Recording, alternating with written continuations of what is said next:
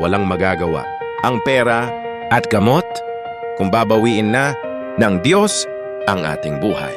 Kaya unahin natin ang Diyos sa lahat ng bagay.